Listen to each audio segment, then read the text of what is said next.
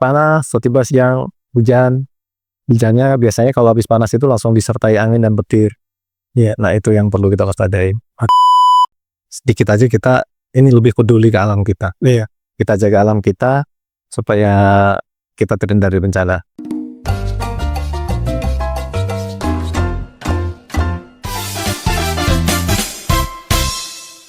Oke, hari ini kita semangat pagi. Assalamualaikum warahmatullahi wabarakatuh. Salam sejahtera untuk kita semua. Alhamdulillah hari ini kembali dengan tema kita dalam acara Forum Asistensi Media Nasional atau Forum ASMEN. Nah, hari ini kita kedatangan tamu yang luar biasa, yaitu dengan Bapak Wiratma Kusvita atau yang biasa kita sapa Bang Tatang atau Pak Tatang ya. Selamat datang Pak Tatang, gimana? Apa kabar? Saya Bang Aris, terima kasih undangannya. Alhamdulillah kami sehat. Terima kasih udah dikasih kesempatan nih untuk ngobrol bareng di sini, khususnya mengenai kebencanaan di Kota Bekasi. Oke, ya. Hari ini kita melihat ya, khususnya di bulan Januari ya atau bulan Desember kemarin, intensitas ya dari hujan sehingga beberapa daerah kota di Jawa Barat, khususnya di Kota Bekasi, banjir. Nah, ini sejauh mana langkah-langkah yang dilakukan oleh BPD Kota Bekasi ya, dan kemarin juga kita monitoring bahwa banjir itu sampai kerendam itu 4 kecamatan. Nah, langkah-langkah apa saja yang dilakukan oleh BPD Kota Bekasi?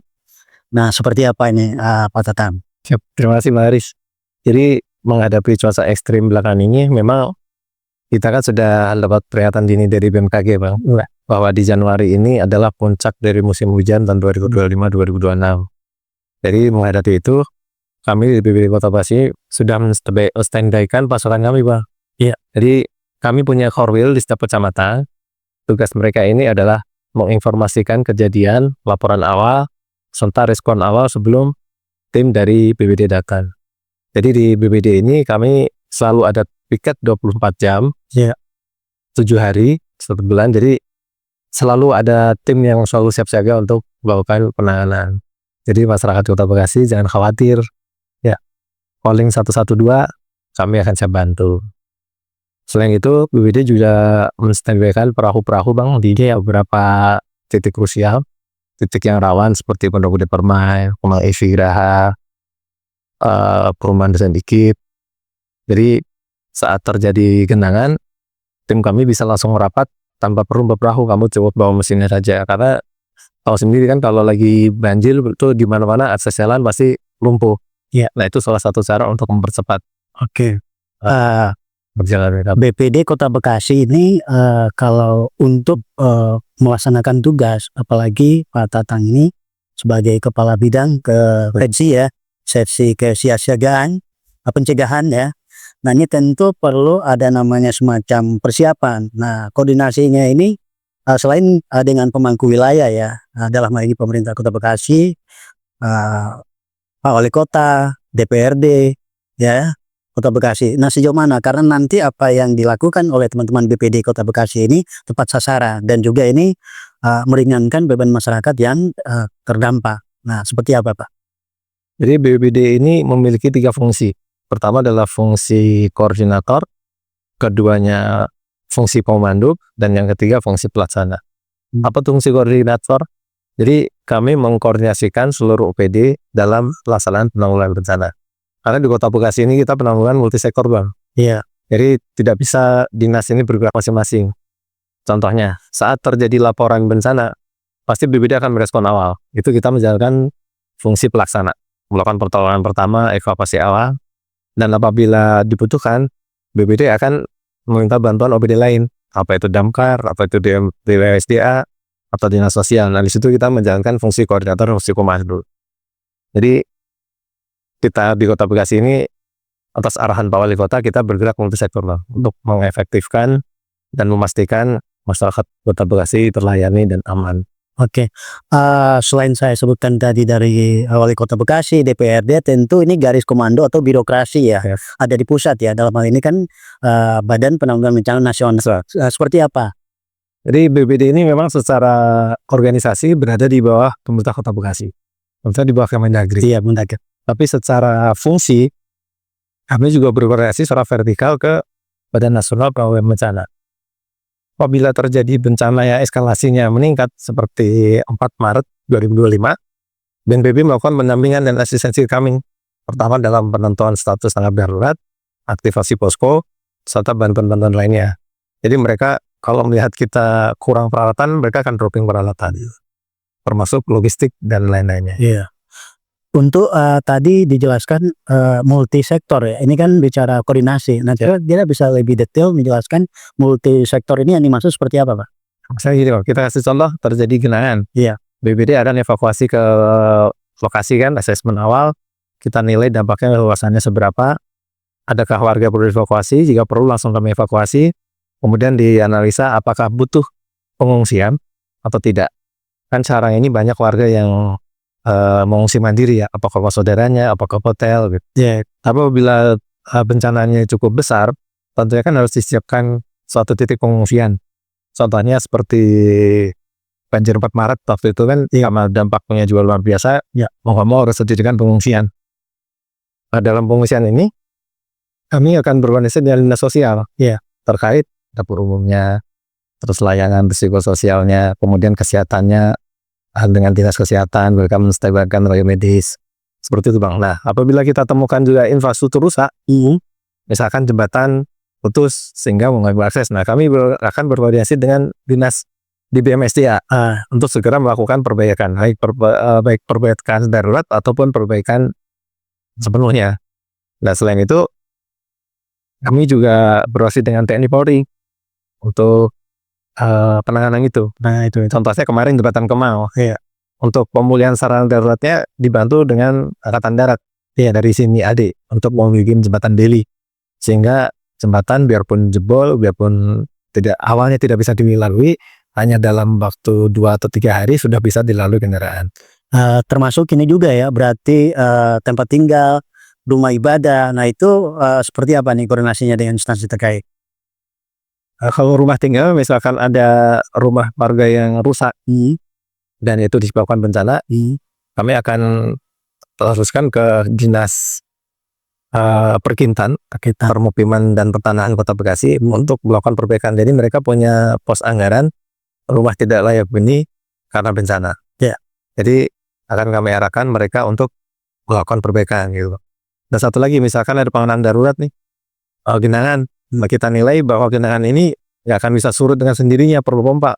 Maka kami akan berkoordinasi dengan DBMSDA, dengan pompa mobile mereka, atau kalau instansi pusat, Kementerian PU melalui BWSCC. Mereka juga siap bantu dengan pompa mobile misalnya gitu. Oke. Nah, ini kan pasca banjir nih, banjir udah sekian hari ya.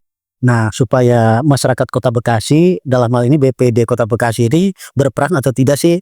Nah, seperti apa mungkin bisa dijelaskan kepada kita langkah-langkah yang dilakukan oleh BPD Kota Bekasi pasca banjir ini apa saja nih? Pasca banjir kita lihat wilayah Bang, kalau misalkan itu biasanya kalau selesai banjir itu selalu meninggalkan residu, baik sampah maupun lumpur. Ya. Nah, di situ peran kami ada. Jadi kami berkoordinasi dengan dinas LH untuk pengangkutan sampahnya. Ya. Dan kalau pembersihan jalan biasanya selain kita dengan mobil tangki kita punya, kita juga menggandeng damkar untuk melakukan pembersihan. Tentunya dibantu wilayah kewilayahan, kecamatan dan kelurahan. Dan kita gerakan masyarakat juga tuh buat untuk pembersihan bersama-sama, gotong royong gitu Bang. Iya. Nah, untuk himbauan nih, karena memang cuaca ya. Nah, ini kita juga koordinasi dengan BMKG. Nah, untuk mengantisipasi hal yang seperti ini, kira-kira dari BPD Kota Bekasi ini himbauan kepada masyarakat untuk langkah-langkah preventif seperti apa kira-kira? Pertama, kita siapkan namanya tas siaga bencana. Itu fungsinya apa? Jadi tas siaga bencana itu berisikan misalnya dokumen-dokumen penting kayak sertifikat tanah, identitas pribadi, ijazah dan lain-lain, dan juga pakaian untuk 2 atau 3 hari beserta makanan Mbak. Jadi saat tiba-tiba terjadi bencana, kita udah nggak usah repot-repot lagi, tinggal kita angkat tas itu. Pertama, identitas kita aman, dokumen pribadi aman, kita punya bahan makanan untuk beberapa saat, kita juga punya baju ganti untuk beberapa saat. Itu perlu setiap orang yang tinggal di daerah rawan itu harus menyiapkan itu. Kemudian kedua, pantau terus berita-berita yang peringatan dini. Karena BPD Kota Bekasi ini memiliki beberapa channel loh. Ya. Kami punya channel WA, BH, kemudian di Telegram EWS Kota Bekasi, dan juga Instagram kami, BPD Bekasi Kota. Jadi melalui channel-channel tersebut kita akan selalu update, baik update perkiraan cuaca, baik perkembangan cuaca harian, dan juga yang paling baru kita punya early warning system di sepanjang aliran Kali Bekasi. Di situ akan diupdate setiap jam mengenai tinggi muka airnya. Jadi sehingga apabila di hulu terjadi hujan lebat, intensitas semakin lama dan ada kemungkinan tinggi muka air di sana naik, di sini kita sudah bisa siap-siap menyelamatkan barang-barang kita. Nah, EWS ini sendiri selalu di blasting 1 jam sekali perkembangannya tinggi muka airnya, dan juga di wilayah kita ada 4 sirine peringatan di tempat rawan. Yang pertama di Perumahan Pondok Putra Lestari, yang kedua di Perumahan Caka Kencana, kemudian di Kampung Lengkak, Kampung Lengkak ini Bekasi Jaya, Bekasi Timur, dan satu lagi di Kampung Lebak, Teluk Pucung. Nah, di kampung kondisi gawat, sirine itu akan berbunyi otomatis, memperingatkan warga agar segera evakuasi. Ya. Dalam hal ini nih, bicara BPD Kota Bekasi ini kan bukan berarti tanggung jawab BPD Kota Bekasi saja ya, semua sektor. Nah, dalam hal ini kan kita lihat kalau di Jawa Barat berarti yang berdampingan dengan Kota Bekasi adalah kabupaten, ya kan? Nah, kita juga berdekatan dengan Provinsi DKI Jakarta. Apakah BPD Kota Bekasi ini ada saling koordinasi enggak? Oh tentu Bang, jadi ya, terutama di daerah perbatasan kami harus selalu berkoordinasi, karena penanggulangan bencana itu sebenarnya tidak bisa kita pisahkan dengan batas administrasi wilayah. Keselamatan warga nomor 1. Tapi kan dengan adanya batas wilayah itu, kita juga nggak bisa seenaknya saja kayak. Makanya kayak dengan Kabupaten Bekasi contohnya, kami sudah MOU kan, perjanjian kerjasama kami untuk penanganan di daerah perbatasan. Jadi ya, jika warga kabupaten butuh seperti bantuan, kita yang terdekat bisa membantu dulu. Atau itu juga sebaliknya gitu Bang. Jadi batas-batas birokrasi itu bisa kita tembus. Oke. Ya. Ini musibah ataupun banjir ini melanda Kota Bekasi dan beberapa termasuk Jakarta ya, kabupaten. Nah, ini kira-kira semacam ini kan langkah-langkah yang dilakukan oleh BPD Kota Bekasi. Kira-kira perlu ada nggak sih yang namanya tanggap darurat bencana, atau kalau ada langkahnya seperti apa? Kira-kira gimana nih Pak Tatang? Kalau untuk sekarang kita statusnya sedang siaga darurat Bang. Oh, siaga darurat. Oke. Itu dari bulan Oktober ya sampai dengan bulan Mei nanti. Jadi kami saat ini kita statusnya siaga darurat. Siaga Karena apa? Karena sudah ada potensi karena cuaca ekstrim pasca dan peringatan dini dari BMKG bahwa di bulan-bulan ini itu puncak musim hujan. Kemudian sudah terjadi beberapa kejadian genangan kayak kemarin yang belum lama, hari Minggu kemarin tanggal 18 ya, kan terjadi genangan di beberapa kelurahan kan. Nah, seperti itu berarti sudah bisa kita lihat status siaga darurat. Oke. Apabila amit-amit jangan terjadi nih ya, apabila nanti terjadi yang luar biasa seperti 4 Maret, tentunya akan dinaikkan levelnya menjadi tanggap darurat. Tanggap darurat itu dibutuhkan untuk apa? Untuk mempermudah dan mempercepat aksesi dalam pemulihan masyarakat. Oke. Untuk wilayah Kota Bekasi, daerah-daerah yang kategori itu rawan bencana atau rawan banjir, mungkin bisa dipetakan atau bisa dijelaskan oleh Pak Tatang. Nah, artinya mungkin koordinasi dengan jalan. Nah, ini kan menghindari ya. Nah, untuk masyarakat Kota Bekasi ataupun di luar Kota Bekasi, kira-kira bisa dijelaskan, Pak? Jadi Kota Bekasi ini kalau bisa kita golongkan, kita paling rawan memang kan banjir ya. Iya. Dan cuaca ekstrim lain. Nah, kalau kita pisahkan lagi, kita perinci lagi, banjir di Kota Bekasi ini ada 2 kriteria Bang. 2 kriteria. Ya, bisa kita bedakan. Pertama banjir kiriman, itu biasanya dari luapan Kali Bekasi. Kali Bekasi ini kan hulunya dari Kali Cilengsi dan Kali Cikeas. Ya. Nah, ini yang sering menjadi berita nasional kalau dia meluap, karena dampaknya memang luar biasa. Seperti 4 Maret kemarin sampai dengan Jalan Ahmad Yani saja sampai terkena kan, sehingga ekonomi lumpuh. Kemudian yang kedua itu banjir hujan lokal. Nah, kalau banjir kiriman ini tentunya yang rawan adalah daerah sepanjang aliran Sungai Kali Bekasi, mulai Kecamatan Jati Asih, Kecamatan Bantar Gebang, Kecamatan Bekasi Timur, Bekasi Selatan, dan Bekasi Utara. Nah, kalau untuk banjir lokal ini biasanya karena hujan yang luar biasa seperti kemarin dari Sabtu dan Minggu itu. Nah, kalau itu biasanya yang tergenang itu adalah perumahan-perumahan yang memang konturnya rendah, yang dulunya rawa-rawa sekarang dibangun berbuya lah, yang pertama itu. Dan sebenarnya itu selesai hujan reda pasti ikut surut juga. Iya. Dampaknya nggak akan sebesar tanpa mengecilkan kan. Iya. Dampaknya nggak akan sebesar kalau banjir luapan Kali Bekasi. Berarti Kota Bekasi ini bisa dikatakan ini termasuk rawan bencana banjir begitu maksudnya. Karena beberapa tadi disampaikan yang tadinya rawa-rawa, yang tadinya sawah sekarang udah jadi perumahan ya. Nah, itu genangan air kan sehingga ini luapannya. Nah, ini yang menjadi PR-nya ini untuk pemerintah Kota Bekasi ya. Nah, ini tentu ada koordinasi segala sektor ya seperti itu. Nah, untuk dari BPD Kota Bekasi, langkah-langkah yang telah diambil BPD Kota Bekasi ini untuk mengurangi resiko bencana seperti hari ini bencana banjir. Kira-kira itu apa aja, Bang? Saya tidak akan berbicara BPD Kota Bekasi ya Bang, karena ini ya satu kesatuan kerja dari pemerintah Kota Bekasi, tidak hanya kerja di BPD. Ya. Jadi untuk hujan lokal, banjir yang dilibatkan hujan lokal, Kota Bekasi ini sudah melakukan beberapa upaya. Yang pertama, pembuatan kolam-kolam resistensi danau folder-folder. Karena mulai lumayan banyak dibangun Bang. Itu cukup membantu Bang. Jadi setidaknya air yang biasanya menggenang di jalanan itu bisa ditampung dulu ke folder-folder tersebut. Sekarang waduk juga ya, ada seperti itu Bang. Ya. Jadi setiap perumahan besar saat ini pasti sudah ada foldernya. Ini Bang Wali Kota lagi gencar untuk bikin ini Bang. Abang bisa perhatikan kan di beberapa perumahan kayak di Galaxy pada dua ya. Dan di Duta Indah yang bakalan itu juga ada. Ya, yang terbaru kemarin di Keranji dua ya. Ya, perumahan Keranji ada apa dekat itu. Ya, itu kan baru jadi juga operasional kan. Nah, hal-hal seperti itu cukup membantu juga untuk menampung air sementara. Nanti setelah hujan reda, baru airnya dipompa, dibuang melalui saluran yang ada. Kemudian selain itu juga optimalisasi saluran-saluran.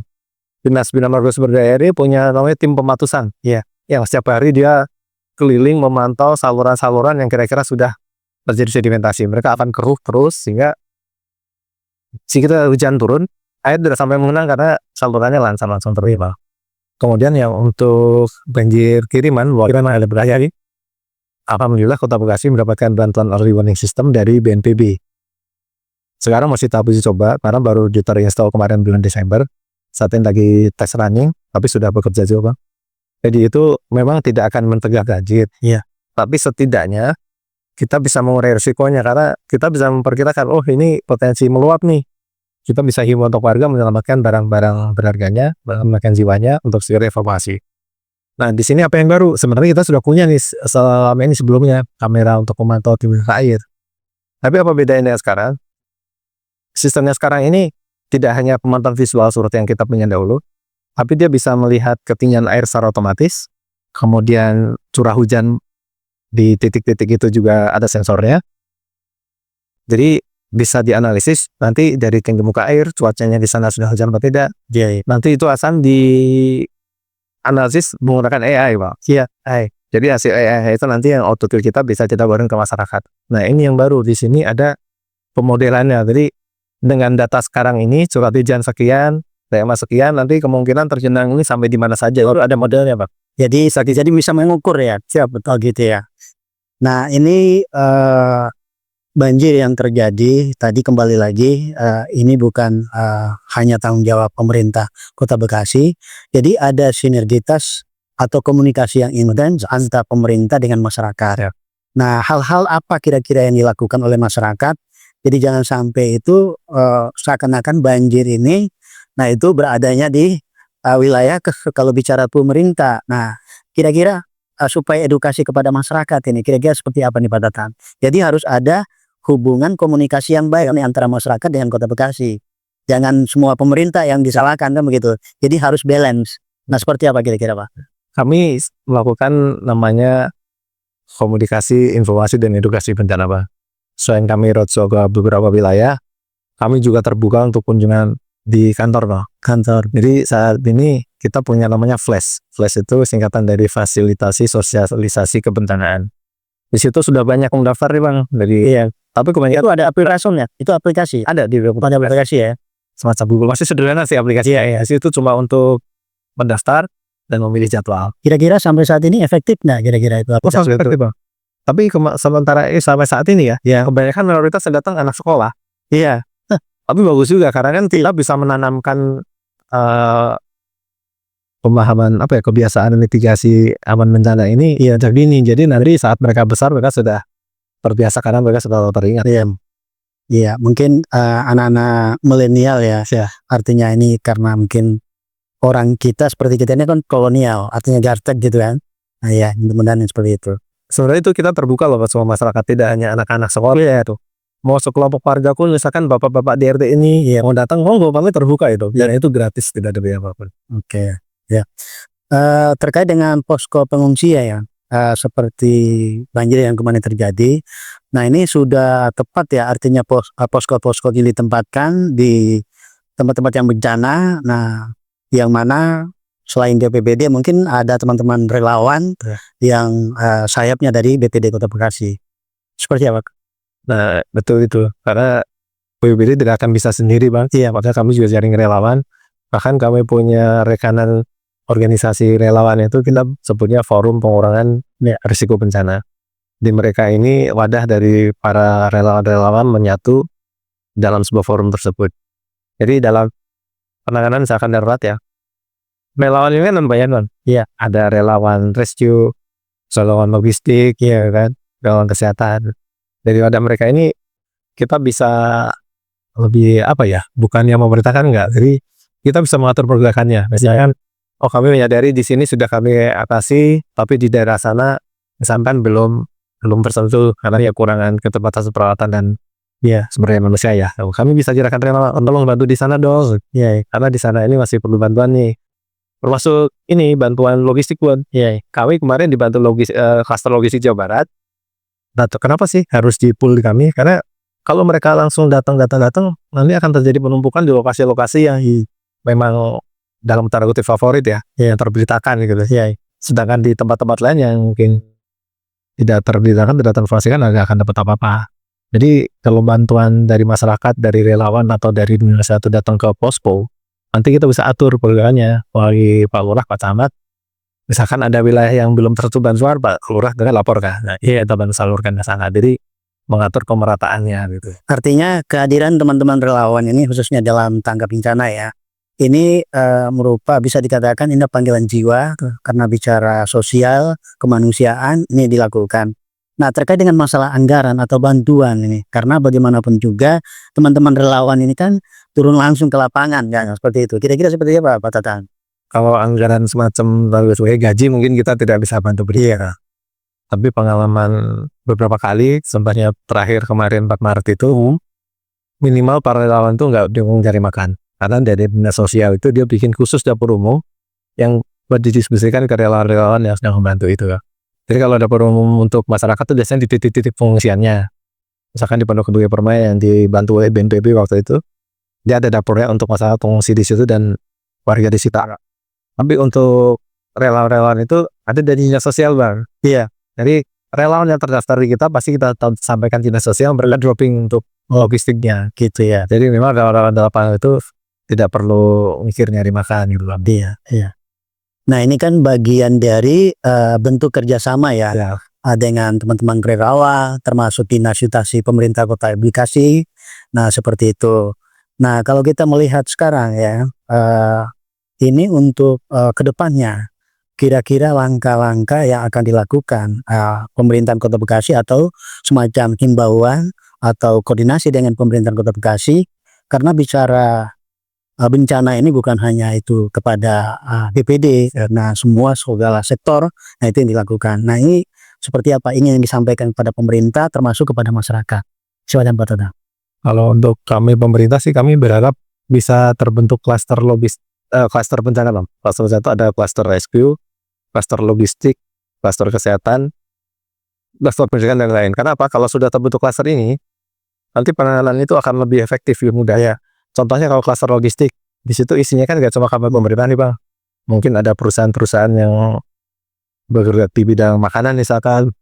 Nanti dia join di situ saat terjadi bencana, mereka tuh siap backup untuk itunya ya. Kalau untuk 4 Maret kemarin karena di Kota Bekasi ini kita belum terbentuk, kami di backup oleh klaster logistik Jawa Barat. Itu cukup membantu. Kemudian klaster kesehatan itu isinya nanti selain dinas kesehatan, ada relawan kesehatan, mungkin di rumah sakit swasta, klinik swasta, nanti bisa bergabung di situ. Jadi kalau ada kejadian di mana, udah efektif lah setiap klaster itu. Kemudian kalau untuk masyarakat, mungkin sedikit aja kita ini lebih peduli ke alam kita. Iya. Kita jaga alam kita supaya kita terhindar dari bencana. Bisa dari hal sepele, misalkan pilahlah sampah di rumah. Iya, nah itu. Nah ini sampah nih, ya, pengen sampah. Jadi Ya, kita bisa pisahkan tuh mulai dari rumah, mana sampah yang bisa daur ulang, mana tidak. Sehingga yang terbuang ke TPA nanti benar-benar cuma sampah residu. iya, Jadi kayak misalkan botol air mineral atau kertas kardus bekas kita belanja online apa gitu, itu tidak perlu terbuang ke TPA. Itu bisa kita daur ulang. Kan sekarang lebih banyak nih, setiap RW pasti ada bank sampahnya. iya, Ya kalaupun kita nggak ngejual, mungkin harinya berapa kan, memang kita sumbangkan di mereka lagi. Supaya barang-barang tersebut tidak menjadi sampah. iya. Jadi kalau melihat sampah itu mungkin itu hal yang sepele dari yang kecil ya. Yang dari yang kecil menumpuk-numpuk sekarang sehingga menjadi gunung. Betul. Nah itu yang menjadi salah satu ya bagian dari mengatasi atau bentuk kerjasama kita antara pemerintah dan yang masyarakat. Nah bagaimana kita ini benar-benar buanglah sampah pada tempatnya dan juga bisa dipilah-pilah ya sampahnya itu ya. Nah yang harus ke pembuangan air itu yang mana? Nah itu ada kategori ya. Seperti itu Pak Tatang. Siap dulu lah. Nah Dan terus nih kita di rumah ini juga harus sedikit peduli nih Bang. iya, Kan di EB kita kalau nggak salah itu kan 50% tuh harus ruang terbuka ya. iya, Jangan sampai kita punya rumah misalkan 50 meter itu semuanya dibikin bangunan. Dan juga sisakanlah beberapa meter itu untuk terbuka lah untuk resapan air. Bisa kita tanam rumput atau tanamin pohon-pohon yang lain. Terus sekarang kan kecenderungannya di cluster lah semua. Jadi iya, itu air ini secara pandang air harus bisa mesap, akhirnya semua terus ya saluran. iya, Akhirnya kan di jalanan tergenang gitu kan, lama-lama juga perumahan yang tergenang gitu. iya, Kemudian yang tidak kalah penting, kita perhatikan anak-anak kita Bang. iya, Saat hujan itu seringkali anak-anak kita ini lupa, tidak kita perhatikan sehingga dia main hujan-hujanan, main di dekat saluran air mungkin. Jadi beberapa kali kejadian yang sangat harus kita perhatiin kan. iya, Kayak di Jati Bening waktu itu, anak kecil bermain di depan masjid di pinggir jalan, dia terperosok ke dalam keseret banjir. seret banjir, akhirnya meninggal. Iya, Kalau kemarin sempat juga ada orang dewasa sih Pak, iya, udah lansia, yang saya periksa mungkin harus kita jaga. iya yang meninggal kemarin ya. Iya, jadi dia tuh entah terpleset atau tersandung, jadi beliau jatuh nggak ketahuan orang, akhirnya terseret meninggal. Diselamatkan warga tapi sudah keranda. Padahal itu air nggak terlalu dalam, mau sekitar 30-40 cm. Iya. Ya makanya saya minta masyarakat ini untuk lebih peduli sama keluarga kita, terutama kelompok rentan. Ya anak-anak, ibu hamil, lansia, itu harus kita jagain, harus kita perhatikan benar-benar. Iya. Jangan sampai karena kelengahan atau buat mereka. Ya. Nah, selanjutnya ini mungkin Pak Tatang bisa menjelaskan kondisi saat ini ya. Untuk suhunya mungkin kalau kemarin itu sangat intens meningkat ya. Nah, artinya ini edukasi kepada masyarakat agar masyarakat Kota Bekasi khususnya lebih waspada. Nah, untuk saat ini kondisinya seperti apa untuk masalah banjir ataupun ke depannya? Jadi tetap kita harus pantau terus peringatan dini dari BMKG, peringatan cuaca ya. Nah, sekarang udah canggih nih kayak kita Abang juga pasti ada tuh. Iya, meternya itu kan cuaca kan. Baik dari AccuWeather ataupun aplikasi yang lain, atau bisa juga download itu ya BMKG, info BMKG ya, info BMKG. Jadi di situ akan selalu diupdate perkembangan cuaca. Karena akhir-akhir ini cuaca ini memang sulit prediksi ya. Iya. Pagi panas, tiba siang hujan. Hujannya biasanya kalau habis panas itu langsung disertai angin dan petir. Iya. Nah itu yang perlu kita waspadai. Oke. Jadi menurut saya kalau cuaca tiba berubah, hindari obstacle yang bahaya, misalkan pohon yang terlalu besar, papan reklame, udah berlindung aja cari tempat aman gitu. Kalau pakai mobil ya berhenti, jangan di bawah pohon, jangan di bawah baliho ya. Jadi kita itu selalu awas dan waspada. Betul. Nah seperti itu ya. Untuk kedepannya ya kami juga mendapatkan beberapa sumber berita ya kan bahwa pemerintah Kota Bekasi berencana ya. Nah untuk melakukan revitalisasi termasuk drainase, normalisasi sungai dan ini sudah jalan ya berjalan. Penertiban bangunan liar di bantaran sungai. Nah pembangunan pembangunan waduk penampungan air hujan dan peningkatan yang disebutkan oleh Pak Tatang tadi. Nah ini alhamdulillah sudah dijalankan oleh pemerintahan Kota Bekasi ya, termasuk pemulihan infrastruktur ya dan fasilitas publik yang terdampak banjir. Nah ini semua terkait dengan pelaksanaan tugas ini bukan berarti bagian hanya pemerintah saja, seluruh stakeholder yang ada di pemerintah Kota Bekasi termasuk BPD Kota Bekasi dalam hal ini. Nah mungkin closing statement ini terakhir ini untuk Pak Tatang, silakan Pak Tatang terkait dengan banjir hari ini. Cukup singkat aja sih, Singkat aja. kenali risikonya, Ya. kurangi bahaya. Mohon maaf. Kenali bahayanya, kurangi risikonya. Oh ya, oke. Untuk selamat. Oke, nah itulah statementnya. Oke, teman-teman Forum Asistensi Media Nasional tadi disampaikan oleh Pak Tatang. Nah ini memberikan edukasi langkah-langkah pencegahan dini atau langkah-langkah preventif bagaimana kita melakukan pencegahan ya terlebih dahulu ya karena namanya banjir. Nah ini kita tentu harus awas dan waspada. Demikian saya Abdul Haris selaku pembawa acara undur diri dan kita akan ketemu di tema yang berbeda. Wassalamualaikum warahmatullahi wabarakatuh. Waalaikumsalam warahmatullahi wabarakatuh. Oke. Ya, Pandit.